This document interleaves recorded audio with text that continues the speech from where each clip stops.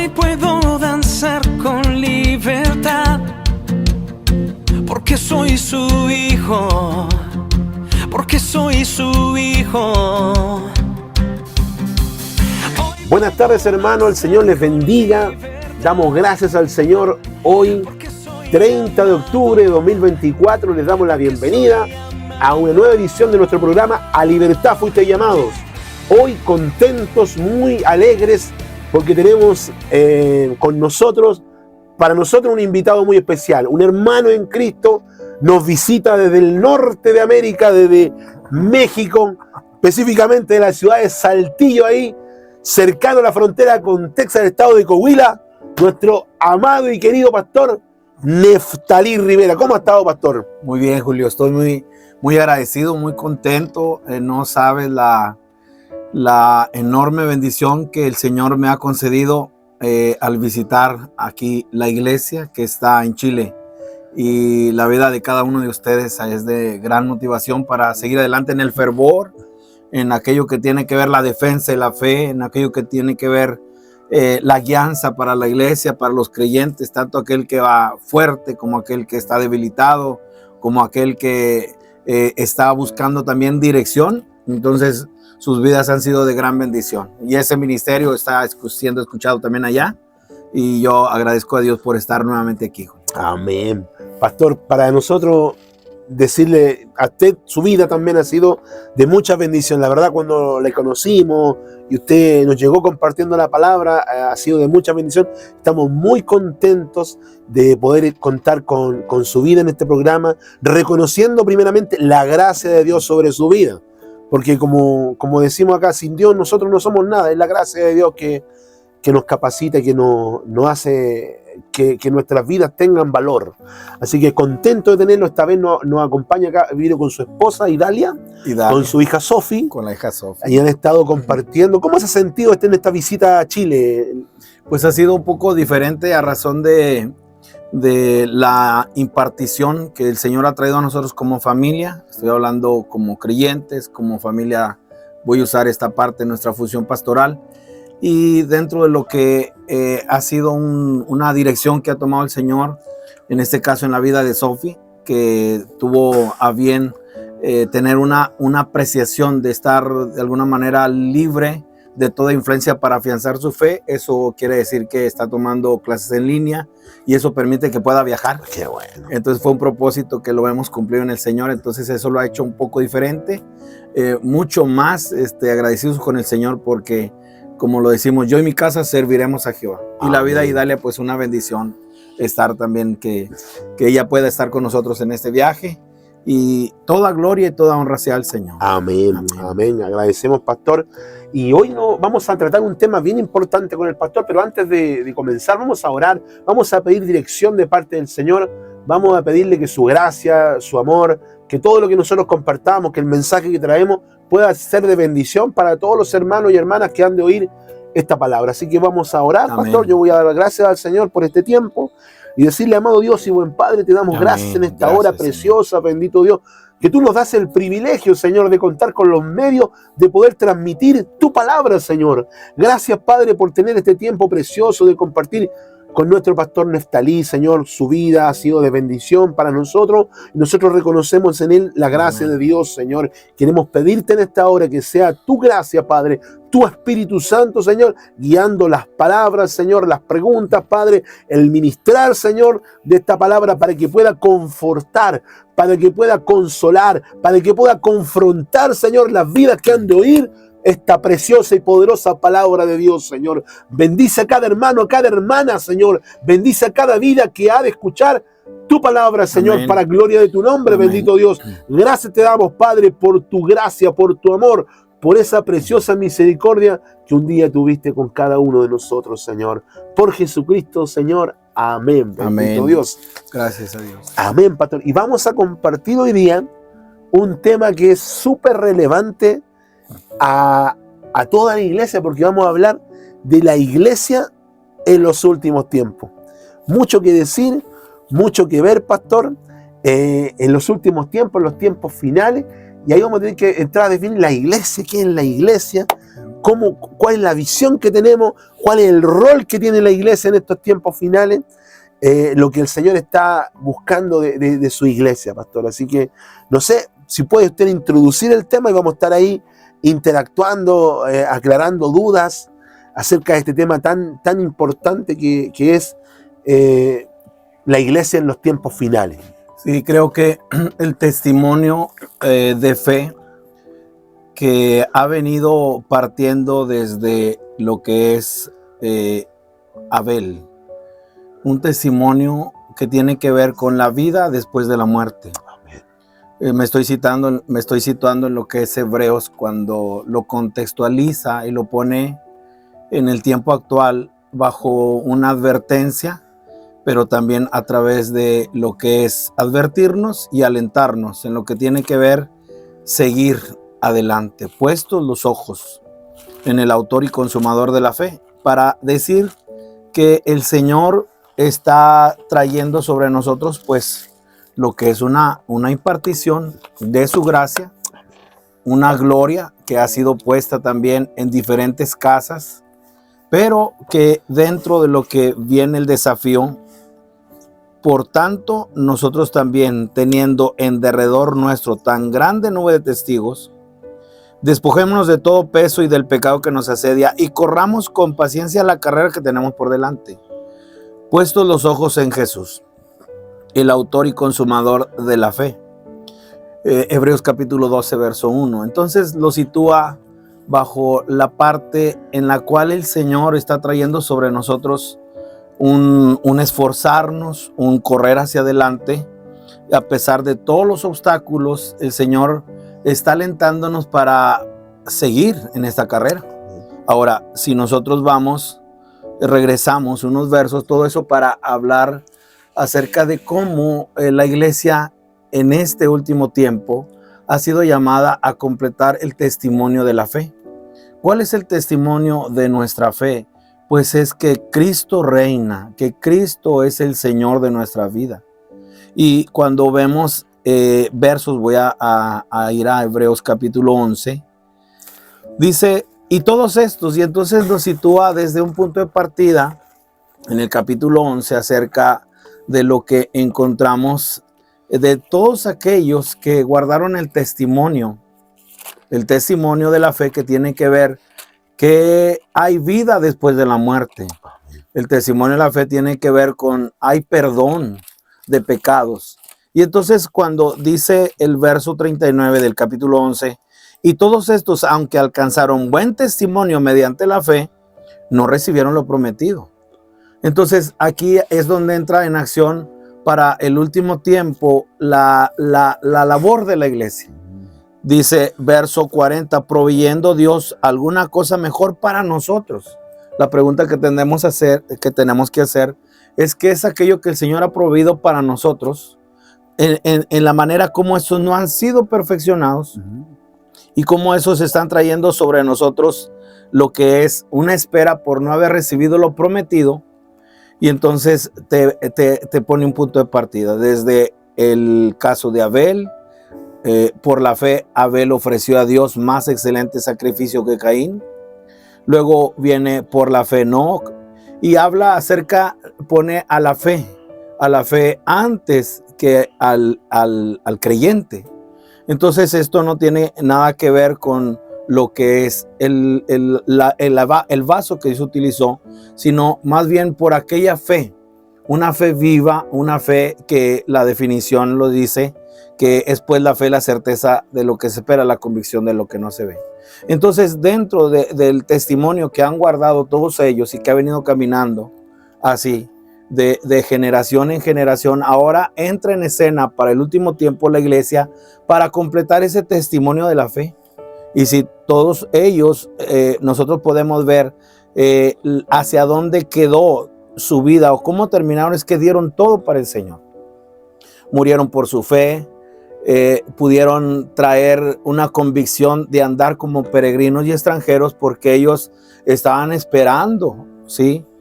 Estaban esperando promesas mejores y como bien lo dice, ¿verdad? Dice, conforme a la fe murieron todos estos sin haber recibido lo prometido, sino mirando de lejos y creyéndolo, saludándolo y confesando que eran extranjeros y peregrinos sobre la tierra. Entonces, si la iglesia en este tiempo no tiene esa mentalidad de militancia que estos tuvieron, y también el arrojo de cómo cada uno de ellos, le llamamos los héroes de la fe, vivieron conforme a su fe y vivieron conforme al testimonio de dar todo por el Señor, sabiendo que hay vida después de la muerte. Amén. Y que ahora en esta parte que nos toca a nosotros, ellos dice que no recibieron lo prometido.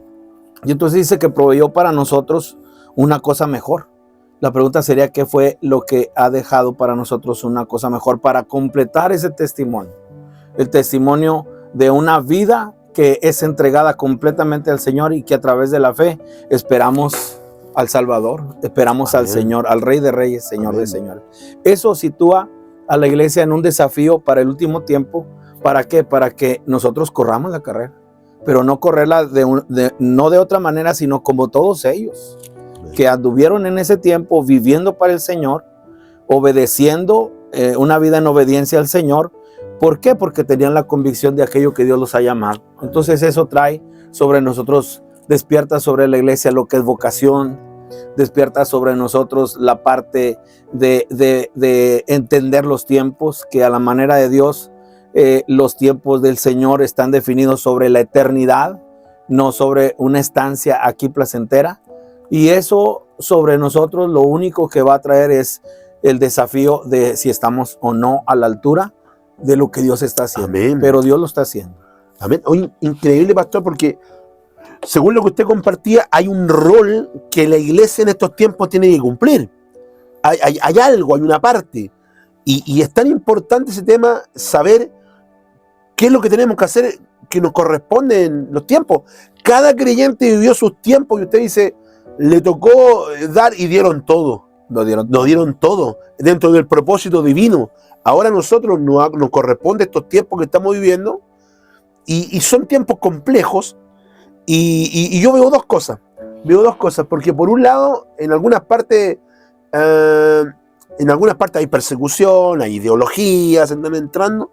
Pero sin embargo, si usted me pregunta a mí y yo le digo Chile, yo no sé, usted viene de México, su realidad, muchas veces veo a la iglesia acá un tanto aletargada, dormida, por todo este sistema de muchas veces de entretención que hay, sin propósito, sin dirección, sin tener claro esa visión, que es lo que corresponde como iglesia en estos tiempos finales. Entonces, ¿cómo ustedes ven en ese momento, pastor, la iglesia ahí?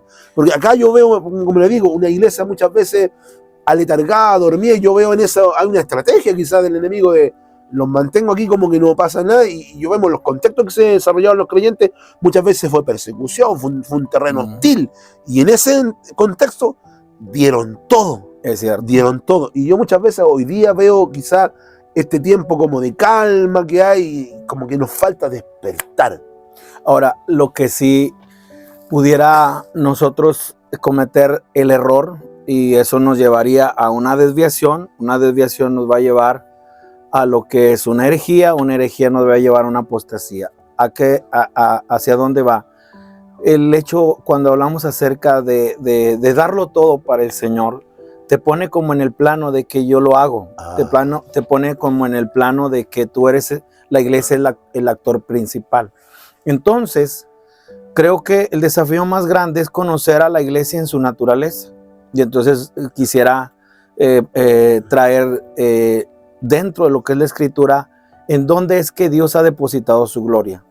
Y a la manera de una casa, a la manera de un lugar donde el Señor ha diseñado que el templo o la casa es para que la llene. Lo primero que vemos es el primer hombre, Adán. Amén. Y ahí el Señor depositó su gloria, pero no pudo cumplir bajo el propósito del Señor, y entonces esa gloria se aleja. Luego vamos hacia adelante y esa gloria es puesta en Israel como nación. De hecho, a David se le dice la gloria de Israel. Entonces de ahí también vemos una parte de esplendor, de alguna manera, en la forma como se construye el templo y cómo el Señor llena esa casa. Entonces la nación de Israel también tuvo un tiempo glorioso. No pudo estar a la altura de lo que es los propósitos, el propósito eterno del Señor. Entonces ahora viene la tercera casa, que tiene que ver dónde habita. Acuérdate, una casa es donde habita el Señor. Entonces ahora la tercera es Cristo. Amén. Viene Cristo a la tierra y en la manera como Él fue aprobado. ¿Cómo fue aprobado? Pues en el bautismo, ahí nosotros vemos su aprobación en los primeros años. Pudiera ser desde que nació, vino a la tierra a los 12 años, bueno, en el templo con Simeón y Ana. Luego lo encontramos en la parte del templo y hasta los 12 años, pero luego como que hay un espacio de decir, ¿qué pasó entonces esos años? ¿Agradó? De tal manera que viene en el bautismo y es aprobado como un hijo de Dios.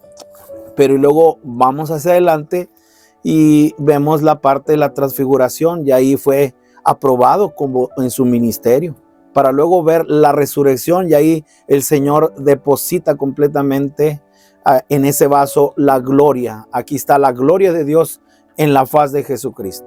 Hasta ahí pudiéramos quedarnos, pero viene ahora la cuarta casa que tiene que ver con la iglesia y ahí viene la parte que tenemos que ser muy puntuales. ¿Qué es la iglesia? Entonces la diferencia entre lo que es el Cristo personal y el Cristo corpóreo, entonces ahí es donde da lugar a este tiempo a la iglesia, que es Cristo en nosotros, la esperanza y gloria. Como diciendo, no es que nosotros como iglesia, como rótulo, cualquiera que sea, estemos dándolo todo para el Señor, sino Él mismo haciéndolo. Y entonces llegamos a un entendimiento de qué es la iglesia. ¿Qué es la iglesia? Es el cuerpo de Cristo. ¿Qué es la iglesia? Es la plenitud de Cristo. La plenitud de Dios está en Cristo, pero ahora encontramos que la plenitud de Cristo está en la iglesia.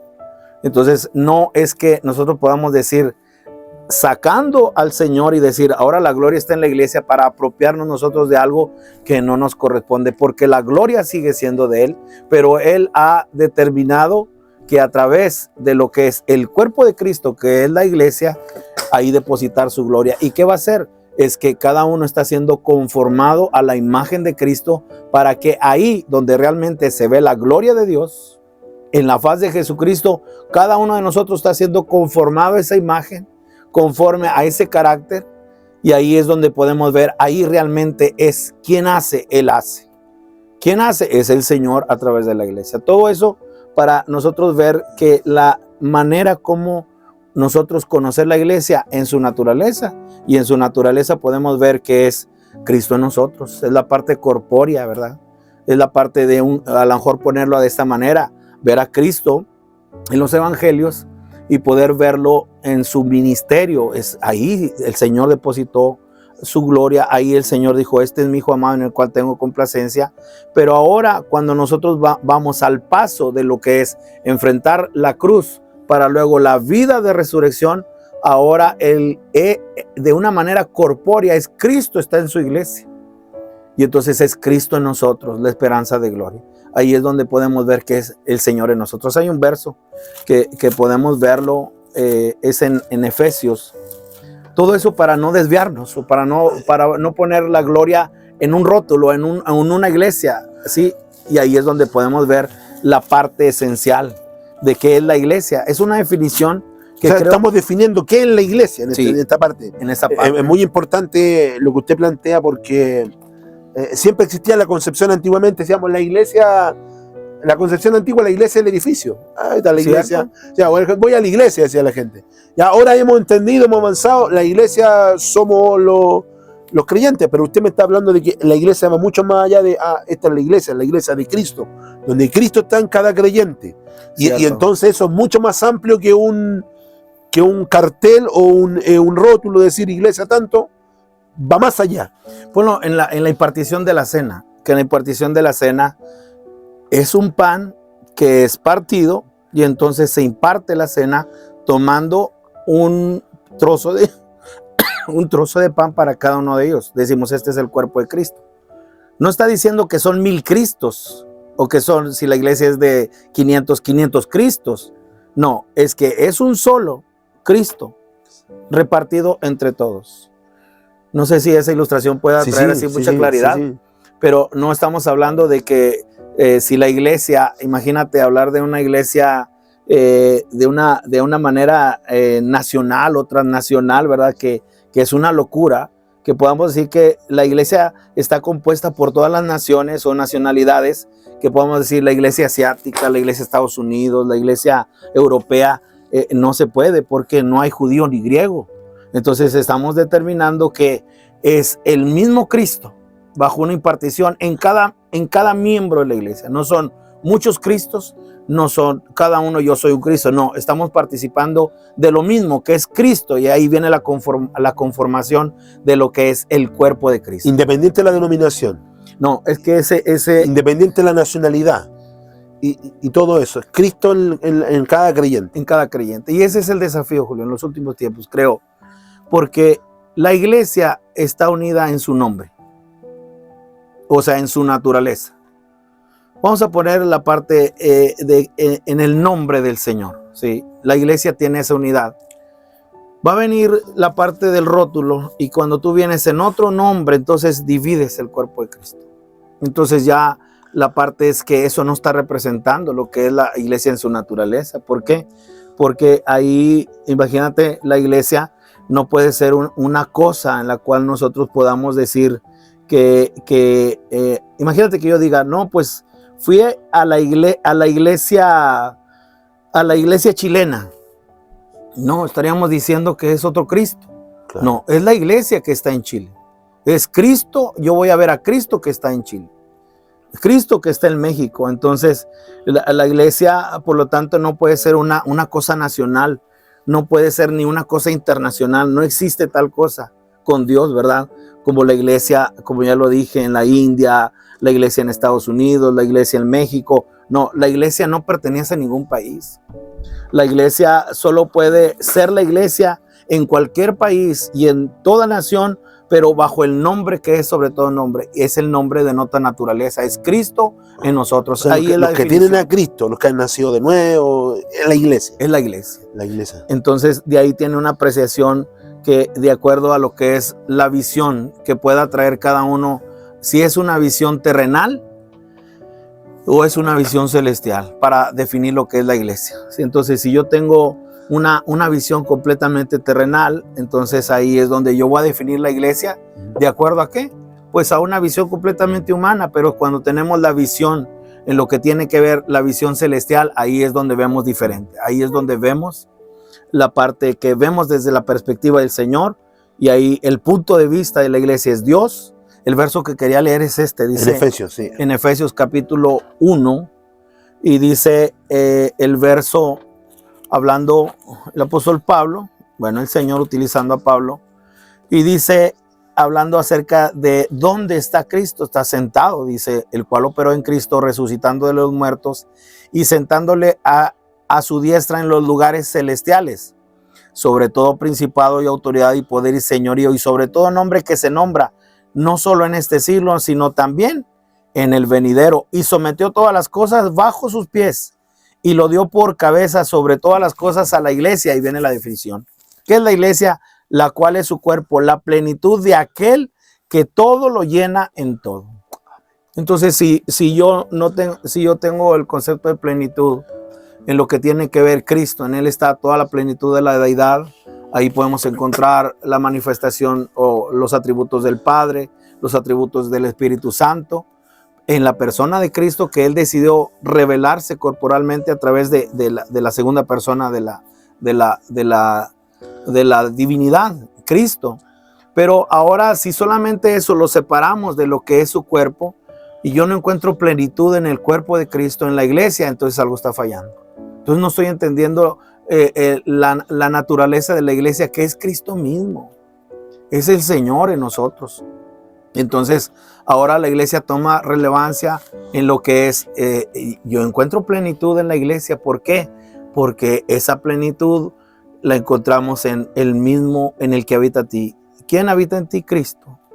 Entonces ahí yo me siento de alguna manera en una plenitud en lo que tiene que ver la iglesia, como dice el Salmo, ¿verdad? El Salmo dice, mirad cuán bueno y cuán delicioso es habitar los hermanos juntos en armonía. Entonces, mientras que el deleite no esté en el cuerpo de Cristo, que no vemos personas, no vemos un club, ¿verdad? O lo que más se le quiere figurar como somos la familia, integramos familia, fuera de lo que es la parte de que es el Señor en nuestras vidas. Somos hijos de Dios. ¿Y cómo, Por el Hijo de Dios. cómo se logra eso, pastor? Porque esta visión que usted plantea hermosa de reconocer a la iglesia de Cristo en aquellas personas que está Cristo mismo. Cristo es la iglesia, más allá de rótulo, denominación que haya, la iglesia de Cristo en todo lugar, interdenominacional, internacional, todo esos rótulos. Pero sin embargo uno ve hoy día mucho rótulo, digamos, mucho nombre. ¿Cómo logramos eso? ¿Cómo logramos esa que se manifieste esa iglesia de los tiempos finales, esa iglesia que cae aquello? No. Sí, yo considero que es Efesios capítulo 4 dice algo muy, muy desafiante para ese tiempo, para definir cómo es la iglesia. Es decir, la iglesia, la medida que pueda tener Cristo en la iglesia, es lo que determina si es una iglesia fuerte, si es una iglesia débil, si es una iglesia grande o es una iglesia pequeña, si es una iglesia eficaz o una iglesia ineficaz. Entonces todo radica en la manera como Cristo se ha levantado, en la manera como Cristo se ha predicado, en la manera como sea el conocimiento de Cristo bajo una visión celestial. O sea, nada tiene que ver mi opinión en base a lo que yo pueda pensar de Cristo, sino es en la manera como el Señor le ha placido determinar, darse a conocer a través de ¿qué? A través de la palabra. Efesios en su capítulo 4, verso 15 dice el 4:15 dice de esta manera, dice, sino que siguiendo la verdad en amor crezcamos en todo, en aquel que es la cabeza, esto es Cristo. Y luego dice, de quien todo el cuerpo bien concertado y unido entre sí, por todas las coyunturas que se ayudan mutuamente, según la actividad propia de cada miembro, recibe su crecimiento para ir edificándose en amor. Entonces, la medida de Cristo en lo que tenga que ver la iglesia, eso determina si realmente estamos nosotros proyectando la parte de la iglesia, el carácter de Cristo hacia afuera. O a lo mejor esto también puede ayudar. Y es en el, ¿qué es la iglesia si no es la expresión de Cristo hacia afuera? La expresión de Cristo a través de lo que es usando así carne y sangre para darse a conocer hacia afuera. La única manera en la cual nosotros podamos reconocer el impacto que puede traer, por ejemplo, la iglesia de los Hechos. O sea, ¿cuál fue el impacto? Dice que había la iglesia en Jerusalén, creo que dicen los que creen saber o los que saben, que la iglesia, la población era de 25,000 miembros en Jerusalén y que la iglesia era a por lo menos 10,000 miembros. Entonces estás hablando de algo que estaba completamente impactando, era algo que estaba trayendo la manifestación de ¿quién? De el Señor. ¿A través de qué? A través de los miembros que se reunían. De hecho, el apóstol Pablo nunca pensó, ¿verdad?, de que a los discípulos que él perseguía apareciera el Señor, yo soy Jesús a quien tú persigues. Pero diciendo, yo no estoy persiguiendo a ti, Señor, estoy persiguiendo a ellos. Pero ahí estaba ya el Señor obrando en ellos. Hermoso ver. Ahora me pregunto, pastor, reitero, porque obviamente hemos visto cómo es el Cristo en la iglesia, la importancia de Cristo en la iglesia.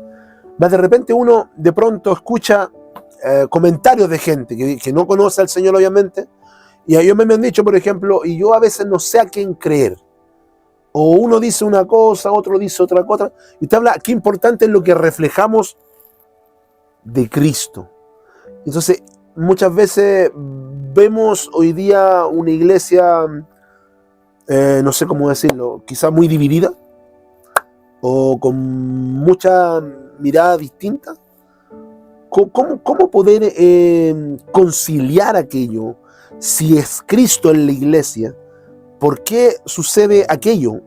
Todo está como distintas miradas que hay. ¿Cómo lo ve usted, pastor? Pues yo creo que los énfasis, por ejemplo, sin tener mucha prudencia, ¿verdad? Sí. Saber el peso de nuestras palabras, pero por ejemplo, la iglesia con corte pentecostés hace su énfasis en los dones. Así. La iglesia con un corte calvinista hace su énfasis en la verdad escritural. Pero no es ni uno ni lo otro, ¿verdad? Ni tampoco la ausencia de las dos cosas, pero Jesús viene por todo lo que tiene su carácter. El énfasis de la iglesia es no aquello que nos pueda hablar de las cosas de la verdad, sino la verdad de las cosas, como nosotros encontramos. Entonces, dentro de lo que es el propósito eterno es que Cristo sea formado en nosotros. El propósito eterno no es otro más que poder ser conformados a la imagen, al carácter de Cristo. ¿Por qué? Porque el Señor ha determinado que dentro de lo que es lo que a él le agrada es su Hijo Jesucristo. Amén. Por ejemplo, a mí me ha ayudado bastante mi hermano Julio la parte de cómo el hombre natural no percibe las cosas que son del Espíritu Santo, no son las cosas que son del Espíritu. Viene el momento cuando Moisés lo llama el Señor y le dice, quiero que vayas con Faraón. Y le dice, voy a leerlo para no parafrasear. Dice, y dirás a Faraón, Jehová ha dicho así, Israel es mi hijo, mi primogénito. Ya te he dicho que dejes ir a mi hijo para que me sirva. Eso es lo que el Señor le dice. Entonces estamos hablando de más de 2 millones de personas. ¿Cuál de todos ellos sería el hijo? Entonces ahí es la manera como el Señor ve la iglesia. La va a ver a través, no va a ver si son 20, 30, 2,000, 10,000. A través de Jesús. Es a través de Jesús. Ahora, cuando Moisés va con Faraón, no le dice, deja ir a mi hijo. No, él lo va a leer 5:1. Después Moisés y Aarón entraron en la presencia de Faraón y le dijeron, Jehová, el Dios de Israel, dice así, deja ir a mi pueblo. ¿Por qué? Porque esta era una cuestión del pueblo de Moisés y del pueblo del Señor, que ellos supieran que era Cristo en ellos, pero el hombre natural no iba a percibir. Claro. Faraón no iba a percibir de que el hijo, que el Señor vea a su hijo en el pueblo. Entonces, ¿para qué gastar saliva, verdad, en esa parte? Oye, qué impactante, pastor, porque realmente me gusta mucho cómo lo explica esa parte, porque como usted decía, no vamos a entrar en temas doctrinales, que si así o allá, pero me gustó mucho cuando dijo la iglesia al que tiene el carácter de Cristo, y que eso es finalmente lo más importante. Podemos nosotros detenernos a veces en discutir ciertas situaciones, que uno cree otra cosa, pero finalmente lo que demanda es el carácter de Cristo. Si hay una vida que en el proceso Dios ha trabajado en su vida y refleja el carácter de Cristo, es iglesia. Amén. Independiente que sea de corte pentecostal, lo que haya. Y que la característica es que no te va a hablar de su doctrina, no te va a hablar de su rótulo, de Cristo. no te va a hablar de Cristo. Ahora la pregunta, y yo pudiera hacer mucho más, porque hay gente que pregunta, perdón, me va a hacer la pregunta, pero, y así mismo, porque no estamos hablando del ámbito cristiano, evangélico, pero y si miramos la vereda del frente, catolicismo, ¿hay iglesia de Dios ahí? ¿Puede haber? Pues yo creo que debemos ser muy, muy cuidadosos en la respuesta. ¿Por qué? Porque nosotros encontramos que ¿de dónde el Señor nos sacó a nosotros? ¿Mundo? Del mundo. Sí. Entonces, poder nosotros ser muy, muy sectarios y poder considerar que en ese círculo o los otros, ¿verdad? Los otros rótulos, las otras iglesias denominacionales, tradicionales o institucionales, decir que allí no hay pueblo del Señor sería ir en contra de las Escrituras. ¿Por qué? Porque uno de los eventos que a mí me impresiona mucho es de que el Hijo del Hombre no tenía dónde recostar su cabeza. Sí. Entonces, como que a lo suyo vino y los suyos no lo recibieron. El sistema mismo del judaísmo no lo dejó entrar. Sí. ¿Sí? Tuvo que sacar a todos los cambistas del templo, pero vaya que no tenía dónde descansar, pero tenía 3 amigos donde sí ahí reposaba. Una casa donde él vivía, Betania, que nos encontramos a María, Marta y Lázaro, y poder ver cómo el Señor le da la espalda al sistema, le da la espalda a la estructura, y el Señor ejerce todo su ministerio en Betania. De hecho, cuando es la ascensión, él es levantado dándole la espalda al templo, y ahí es donde podemos ver que todo aquello que tenga, lo voy a decir así con cuidado, pero es más, creo que aquí es importante situarlo en los últimos tiempos. Dice Mateo 24, cuando Jesús salió del templo, entonces estamos hablando de que este templo es el que fue restaurado en el tiempo de lo que es los tiempos de restauración, Zorobabel, Ageo. Dice, cuando Jesús salió del templo se iba acercándose sus discípulos para mostrarle los edificios. Dice, se acercaron sus discípulos para mostrarle los edificios del templo. Literalmente está saliendo del templo, tuvieron que decirle, darle lo imagino así como que le dieron la vuelta así a su cara para decir, mire el templo. Viendo que él salió, estaba dándole la espalda al templo, los discípulos le muestran el templo, y vea lo que dice el verso 2, respondiendo él les dijo, ¿veis todo esto? De cierto os digo que no quedará aquí piedra sobre piedra que no sea derribada. Como diciendo que esa estructura va a caer, como diciendo ese rótulo va a caer, ese énfasis va a caer, ¿sí?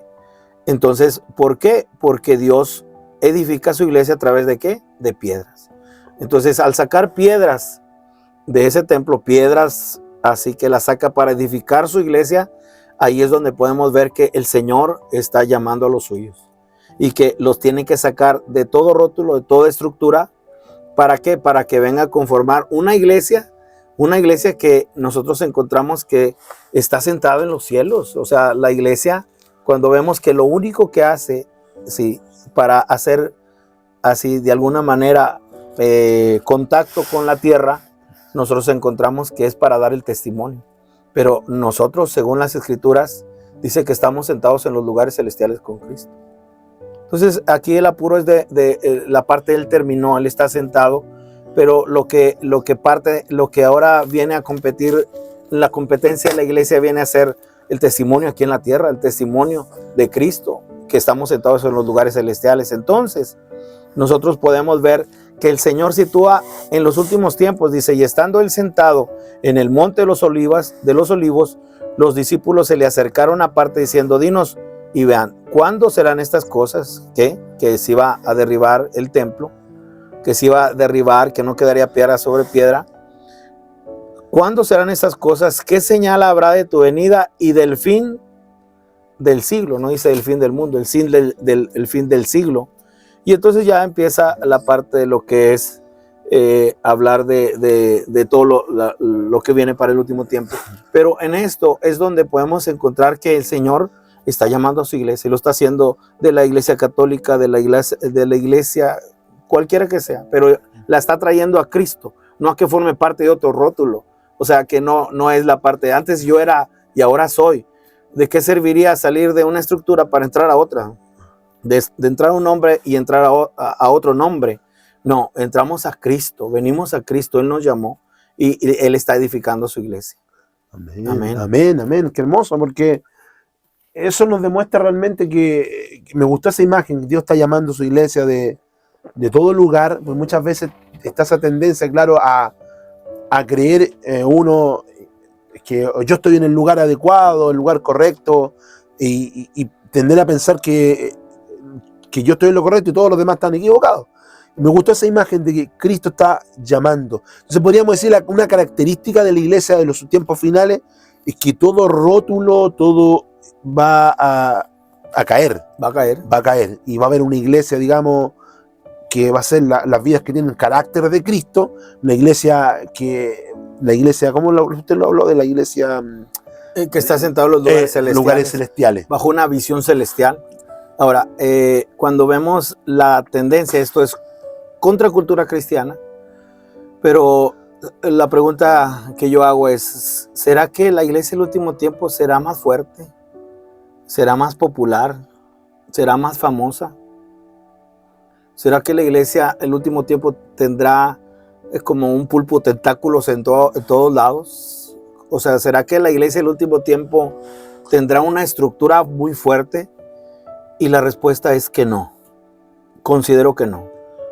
El Señor le dijo a sus discípulos, no temáis, manada pequeña. Entonces, Lucas capítulo 12, verso 32. Y entonces, ¿quiénes son los discípulos? Los discípulos son los que hacen su voluntad. Y cuando habla acerca de lo que es manada pequeña, nosotros podemos ver, quizás será una iglesia de 20 miembros, ¿verdad? Una iglesia tan pequeñita. No, no tanto así, sino lo que está diciendo que es una iglesia que es pequeña porque ya no figura. Es pequeña porque ya no es famosa. Es pequeña porque ya no está tan a la publicidad. Ya no es una iglesia tan famosa, y eso es contrario a lo que tú vas a ver hoy. Mucho más de las iglesias que puedan hacer de eso un alarde. Cuando habla de importancia, relevancia, tiene como que no va a estar en los primeros lugares, así como no va a tener mucha notoriedad. Claro. Porque, por ejemplo, acá hemos visto, de pronto algunos dicen, tenemos que posicionar a la iglesia, y algunos pastores y algunos han tratado de incursionar en política. Claro. Tratando de, la iglesia tenemos que hacer valer, somos una mayoría importante, alcanzar lugares para defender los derechos de la iglesia. Y usted señala en ese sentido que la iglesia en los tiempos finales va a menguar en ese sentido. No a figurar ni ser famosa, ni tener una estructura, ni tener mucha fuerza. ¿Por qué? Porque es necesario que Él crezca y yo mengo. Entonces, ¿por qué no figura tanto? Por eso empezamos a hacer la corrección en la parte de que hay que darlo todo por el Señor. No, es haciendo Él en nosotros lo que es bueno, ¿verdad? Como dice Hebreos. Dice que Él nos haga aptos. Voy a leerlo. Pero ¿por qué no en los últimos tiempos no será una iglesia famosa, no será una iglesia conocida, una iglesia fuerte, una iglesia con estructura? Porque ha menguado, es pequeña en la parte, se hizo pequeño en orgullo, en fuerza es pequeña para que la fuerza sea del Señor, en fama es pequeña para que la fama sea del Señor. Entonces no predicamos la iglesia, predicamos a Cristo. La función de la iglesia es que predique a Cristo. Pero aquí para que podamos ver que el que se tiene que notar es Cristo, no el rótulo, no mi enseñanza, no mi doctrina, no lo que yo hago para la comunidad. Eso es un mal bien fuerte que yo considero que en lugar de ser una iglesia en los lugares celestiales, es una iglesia caída. Eso debería preocuparnos bastante. Dice, y el Dios de paz que resucitó de los muertos a nuestro Señor Jesucristo, el gran pastor de las ovejas, por la sangre del pacto eterno, os haga aptos en toda obra buena, para que hagáis su voluntad, haciendo Él en vosotros. Entonces Él es cuando es la iglesia en el último tiempo, no tendrá mucha estructura, no tendrá mucha fama, no será una iglesia muy fuerte, sino al contrario, será una iglesia pobre, una iglesia como ahorita la podemos definir. Ahí es donde podemos ver por qué. ¿Por qué de esa manera pequeña? Porque ahora el que es grande es Cristo. Porque ahora el que tiene la preeminencia es Cristo, no la iglesia.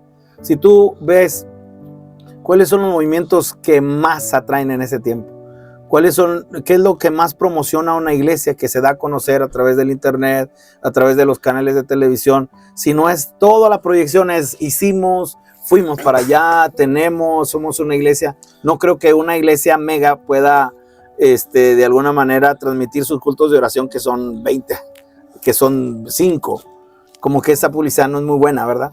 Pero la parte que sí te puede llevar a mostrar aquello que tiene fama, aquello que tiene grandeza, pero ahí ya no está Cristo. Entonces el Señor creo que en este tiempo, cuando dice, no temáis manada pequeña, está hablando no ni siquiera que somos pocos. Yo creo que el Señor está llamando a su iglesia, es poderosa la iglesia del Señor, cuando Él es poderoso, Pastor, cuando la iglesia es débil. entonces, en la iglesia de los tiempos finales, la figura central de un predicador o un ministro reconocido también tiende a desaparecer. Porque muchas veces uno tiende a asociar ministerio o grupo con la figura de un líder.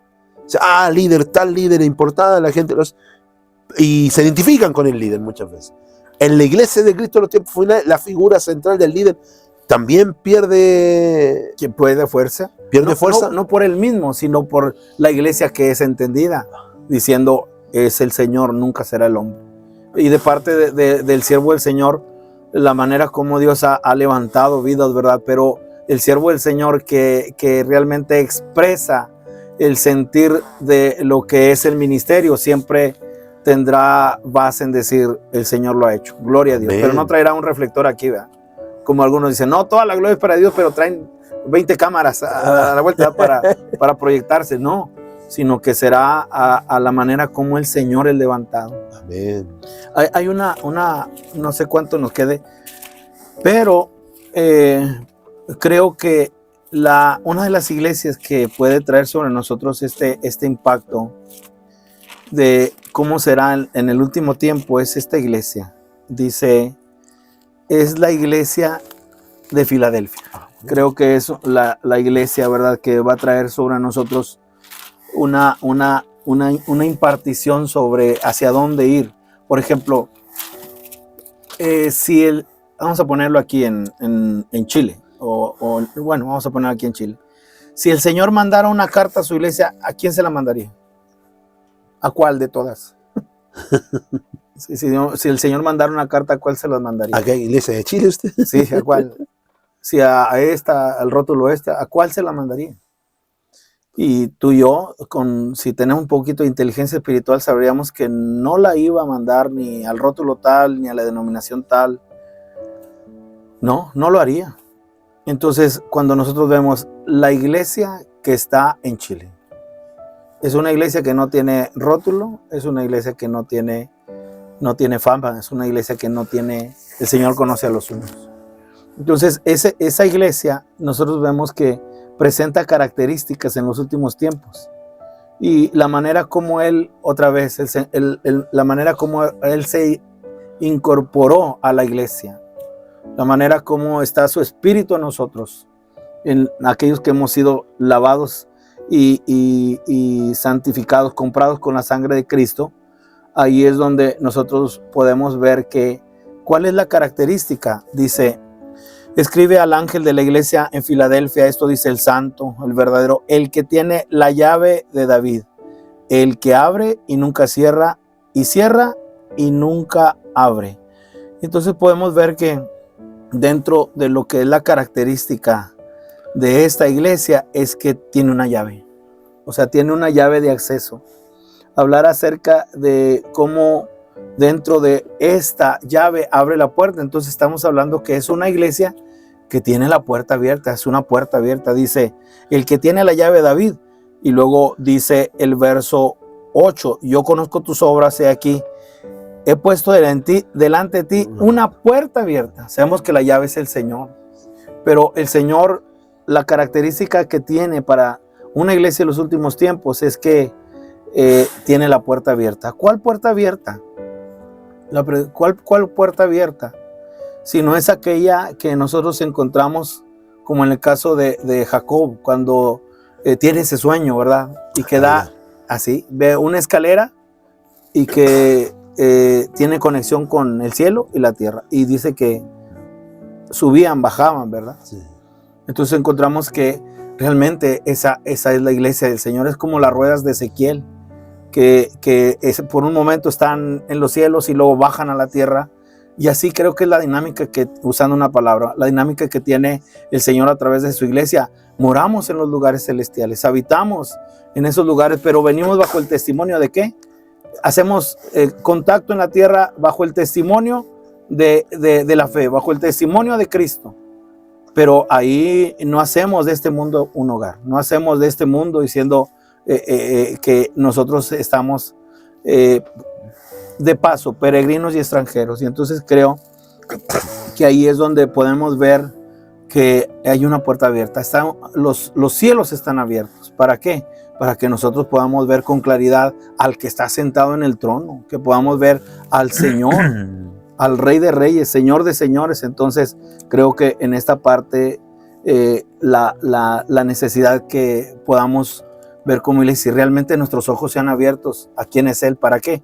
Para conocerlo. Amén. Para saber quién es aquel que es la cabeza del cuerpo. Entonces estamos hechos de lo mismo, de su naturaleza. Somos participantes de la naturaleza divina, y de ahí es donde podemos nosotros considerar esta parte. La iglesia tiene una visión en el Señor. Amén. La iglesia tiene una visión en el Señor. Amén. Pastor, hay una vida que con este mensaje ha recibido, he dicho, la iglesia de Cristo es mucho más que lo que yo pensaba, es mucho más profunda. ¿Cómo saber una persona que diga, yo quiero ser parte de esa iglesia, yo quiero ser parte de la iglesia de Cristo, quiero salir de estructura, rótulo, pero quiero ser parte de la verdadera iglesia de Cristo? Tiene que poner su mirada en Cristo solamente. Amén.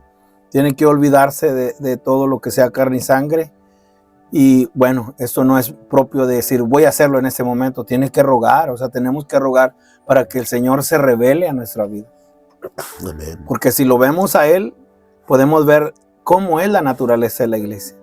Si lo consideramos a Él, en la manera como Él se revela, entonces podemos ver de lo que está siendo formada la iglesia, de su carácter, de la nueva humanidad, de la nueva creación, que tiene que ver en la parte de nuevos valores, nuevos principios, nuevas metas, una nueva vida, que es la vida de Cristo. Y eso viene a nuestras vidas como aquello que está haciendo el Señor aquí en la tierra, obrando a través de Él mismo en nosotros. Amén, amén, amén. Pastor, ya para ir, hemos hablado de la iglesia en los tiempos finales. ¿Cuáles son los desafíos que tiene la iglesia en los tiempos finales, en estos tiempos? ¿Qué desafíos? ¿Qué se viene para la iglesia? ¿Qué escenario? Usted hablaba, cada hermano, si el pasaje de Hebreo, le tocó su tiempo vivir, lo dieron todo. ¿Cuáles son los desafíos que debe enfrentar la iglesia en los tiempos finales? Yo creo que puntualmente, escrituralmente, son tres. Solamente me faltó decir que la iglesia de Filadelfia tiene una característica, dice, tienes poca fuerza. Y si tiene poca fuerza, ve lo que hoy está pasando en la iglesia. La iglesia como que en la parte es muy, muy, muy poderosa. Pero es que en lo que yo soy débil, Él es fuerte. Me glorío en la debilidad, ¿por qué? Porque entonces la gloria del Señor, hablando acerca de dónde es que Él pone su gloria, nunca la pone en el vaso, ¿verdad? Tenemos este tesoro en vasos de barro para que la excelencia del poder sea de Dios y no de nosotros. Entonces, en lo que yo soy débil, poca fuerza, se manifiesta el poder del Espíritu. El poder de Dios, esa es la iglesia del último tiempo. Amén. Tiene poca fuerza, pero es el Señor obrando. Bástate mi gracia. Amén. Amén. Y en esa parte es una iglesia imparable. Es una iglesia poderosa Con Cristo. Con Cristo. No, es que es el Señor haciendo. Amén. Es que es el poder de Dios. En lo que yo soy débil, Él es fuerte. Entonces, se imaginan un rótulo que diga, vengan a ser débiles. Yo creo que no atraería mucho. Si pudieras en la iglesia, estamos haciéndote más débil, estamos haciéndote más pobre, estamos haciéndote, no sería una... Ahí viene el mensaje contracultura que usted habla. Sí. Entonces eso tiene que ver con aquella pregunta puntual que tú hiciste, que de un creyente genuino que dice, yo quiero ser parte de la iglesia del Señor, ¿qué tiene que hacer? Tiene que mirar al Señor, tiene que mirar, identificarse con lo que es su muerte, su sepultura, su resurrección, y tiene que verlo sentado en los lugares celestiales gobernando la vida de la iglesia. Amén. Ahora, desafíos, considero que son tres. Desafíos fuertes que si nosotros nos detenemos en cada uno de ellos, yo recomiendo leer primero a los Corintios y segundo a los Corintios para tener una apreciación así clara de lo que son desafíos de la iglesia. Aquí, Mateo, capítulo 16, el Señor habla de lo que sería la edificación de la iglesia. Yo edificaré mi iglesia, pero lo da dentro de algo que todavía no pasaba, todavía el Señor no enfrentaba la cruz y todavía no se identificaba así esa humanidad caída que Él viene a tomar, el último Adán, ¿sí? El último Adán viene a morir en la cruz del Calvario para que luego se levante la vida del Espíritu, se levante el nuevo hombre, la vida nueva, la vida de resurrección, bajo esa parte esencial que viene a formar parte del propósito del Señor universalmente, centrarnos en la redención, para que ahora el Señor en su vida aquí en la tierra tendría que enfrentar la cruz, muere, resucita y en la resurrección Él dice: yo voy a dejar mi iglesia, la vida del Espíritu. Entonces dentro de ello presenta 3 desafíos. El primero tiene que ver con un discípulo, hablando del apóstol Pedro. La pregunta sería: ¿Pedro era considerado como un inconverso o es un discípulo? Y creemos que la palabra lo declara como un discípulo. De hecho, fue usado para la revelación del Espíritu al decir: tú eres Cristo, el Hijo del Dios viviente. Eso desató la declaración del Señor: sobre esta piedra edificaré mi iglesia. Entonces eso lo haría después de ¿qué? De pasar por muerte, sepultura, y viene la resurrección. ¿Para qué? Para que Él pudiera edificar su iglesia. Pero en el momento cuando encontramos a Pedro, que es de alguna manera representativo de todos sus discípulos, Pedro representa no solamente a sus discípulos, sino representa a la iglesia como un ser individual y corporativo, que es bajo una representación. Sí, así como en Adán todos mueren, representa a toda la humanidad. Yo creo que Pedro representa la parte de todos los discípulos, pero también representa la parte de toda la iglesia. Amén. ¿Sí? No como la iglesia institucional, que dice que Pedro, ya sabes lo que dice, ¿verdad? Sí. La tradicional. Pero en lo que tiene que ver, Pedro presenta 3 características. La primera es que no quería la cruz. Entonces ahí la humanidad, el reto que tiene la iglesia es morir a su humanidad caída. Tiene que pasar por la cruz. Tiene que experimentar con Cristo estoy juntamente crucificado. Oye, muchas iglesias hoy día que predican un evangelio que le hace el quita la cruz. No es un mensaje popular la cruz. No es. Está barnizada la cruz. Sí. Entonces, no. Pero la cruz, no obstante, es aquello que limita el avance hacia adentro. Pero también es lo que da el avance, o sea, actúa de 2 maneras. Primero, ¿qué es la cruz? Es el no de Dios para nosotros. Yo quiero esto, yo quiero hacer lo otro, no. Y dice no. Pero también la cruz del otro lado es el sí de Dios, porque ya la parte de lo que es detrás de la cruz está la nueva creación, está Cristo, y ahí es el sí de Dios. Entonces, mientras que la iglesia no pueda pasar por la cruz, no puede ir hacia adelante. En la figura del tabernáculo, ¿qué era lo que impedía el lugar santo, el lugar santísimo? Era el altar, el sacrificio. Es igual, pero que presentaban el sacrificio y el sacerdocio tenía ahora sí señalado el camino para lo que era el lugar santo y luego el lugar santísimo. Amén. Así es, el conocimiento del Señor. Amén. Entra en la cruz.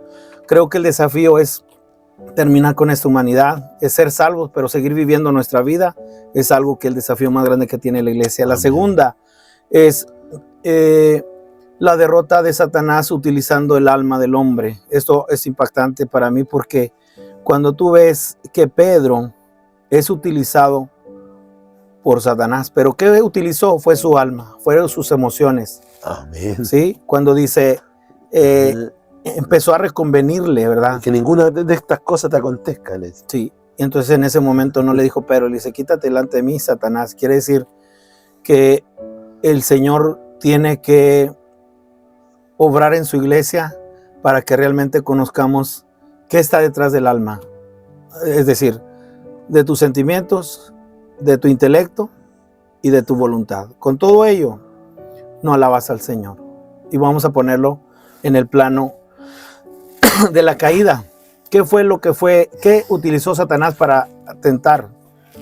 Primero, el árbol era delicioso para comer.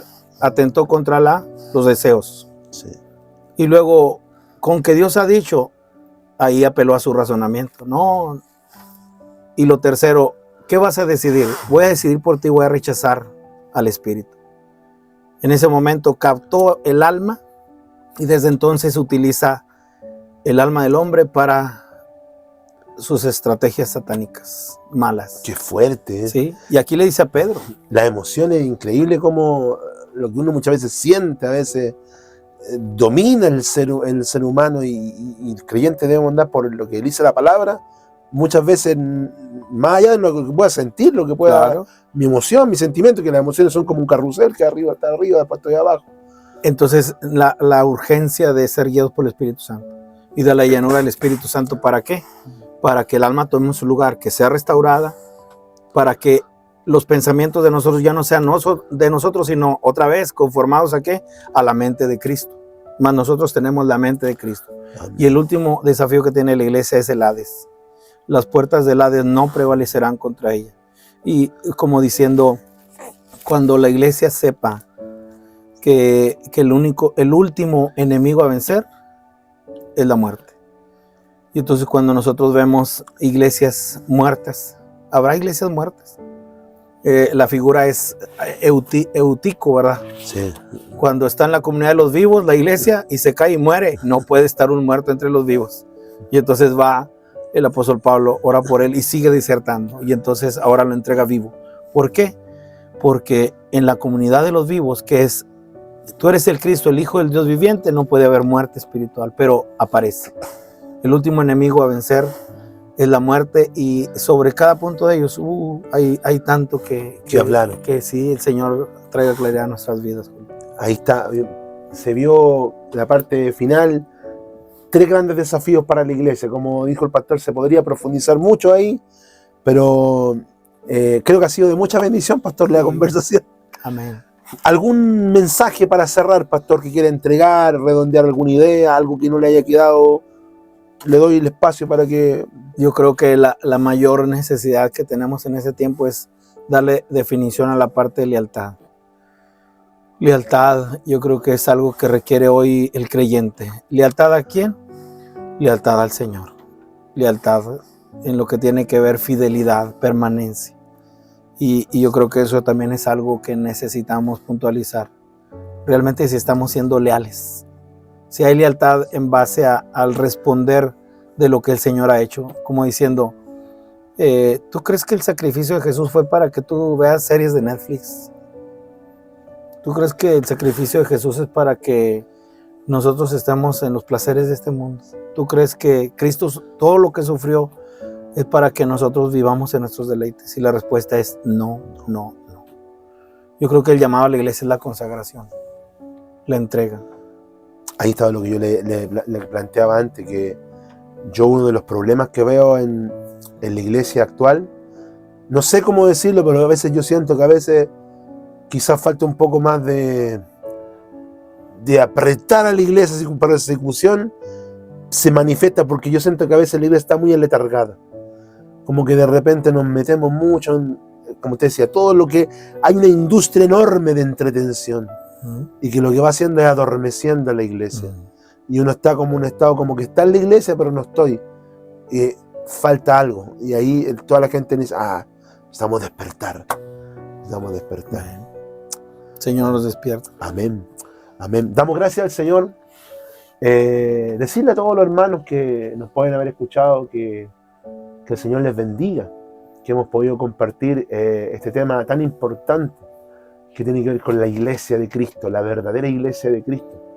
Decirle, hermano, si tú estás apartado, si en algún momento te fuiste, si estás escuchando y te gustaría tener ese encuentro, formar parte de este cuerpo de Cristo, quiero decirte que Dios te ama, que Dios dio su vida por ti y que Dios tiene un propósito, y es el más grande propósito que pueda haber.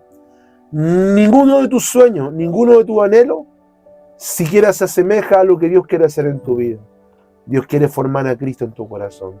Dios quiere darte el carácter de Cristo. Y yo te invito que si la palabra de Dios ha hablado a tu corazón, tú puedas entregarle tu vida a Cristo. Dios tiene un propósito para con tu vida. Dios te ama. Dios quiere salvarte de todo lo que está ocurriendo en el mundo. Dios con nosotros lo ha hecho. Como decía nuestro pastor, Dios deposita su gloria y Él es el que nos llena de cosas lindas. Nuestras vidas no valían nada. Si hoy nuestras vidas tienen un valor es por lo que Él ha puesto en nosotros. Amén. Así que invitarte a venir a Cristo. Que el Señor pueda bendecir tu vida. Pastor, quiero pedirle si puede hacer una oración. Amén. Para finalizar y por todos los hermanos que han de oír esta palabra, para que el Señor pueda bendecir eso. Amén. Oremos. Amén. Sí. Pues Señor, estamos muy agradecidos porque eres tú guiando nuestras vidas a ti mismo. Gracias, Señor, por la oportunidad que tenemos de invocar tu nombre y de rogar, Señor, por tu iglesia donde quiera que se encuentre. Amén. Rogar por cada uno de ellos.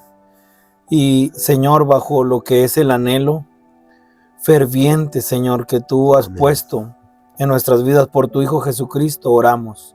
Amén. Bajo una dirección que el Padre de nuestro Señor Jesucristo os dé espíritu de sabiduría Amén. y revelación en el conocimiento de Él, Amén. alumbrando los ojos de nuestro entendimiento. Señor, déjanos verte. Nuestra mayor necesidad eres tú. Y contigo todas las cosas. Que hoy, Señor, así como lo ha dicho mi hermano, todo aquel que esté débil, Señor, tú puedas fortalecerlo. Amén. Que todo aquel, Señor, que no quizás ni se ha dado cuenta, Señor, que está adormecido, venga ese despertar de tu Santo Espíritu. Y todos aquellos que están o estamos en la carrera, Señor, puedas, Señor, traer sobre nosotros fuerza, puedas aumentar, Señor, lo que es la manifestación de tu carácter y la manifestación, Señor, de tus obras para que el mundo crea. Danos Amén. la unidad que tanto anhelamos, Señor, y rogamos, Señor, para que nuestras vidas siempre Amén. estén en una dependencia, en una debilidad, reconociendo que solamente tú eres el fuerte. Amén. Te damos a ti la honra y la gloria. En el nombre de Jesús. Amén. Amén. Amén, hermano. Gracias, damos. Muchas gracias, pastor, No, gracias por el tiempo entregado. Muchas gracias a todos los hermanos que nos escucharon. Que el Señor les bendiga. Que tengan un bendecido fin de semana. Vamos a estar compartiendo, siguiendo. Estamos haciendo algunas tratativas con el pastor para mantener algún vínculo. Amén. Quizás Sí. vía virtual, para traer ciertas temáticas, porque nos ha bendecido mucho. Así que esté atento, hermano. Vamos a traer sorpresas. Vamos a seguir compartiendo con usted. Que el Señor les bendiga. Amén. Hay libertad en la casa de Dios, hay libertad.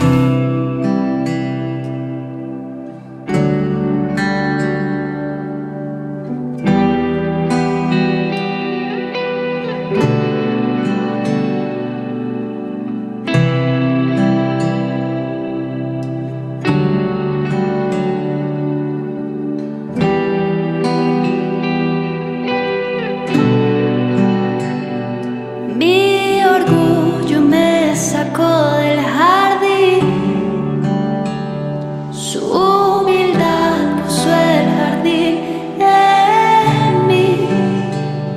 Y si vendiera todo lo que tengo a cambio de su amor, yo fallaría.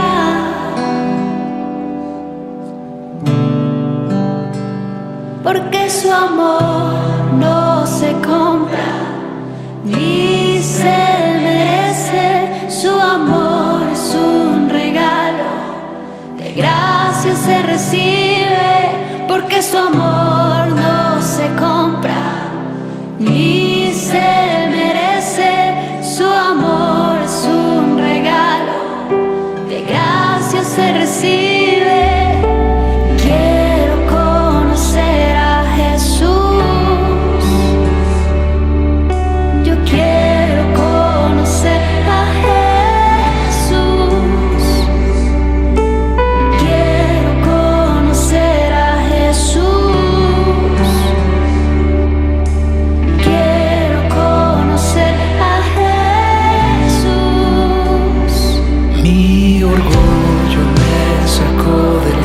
worthy.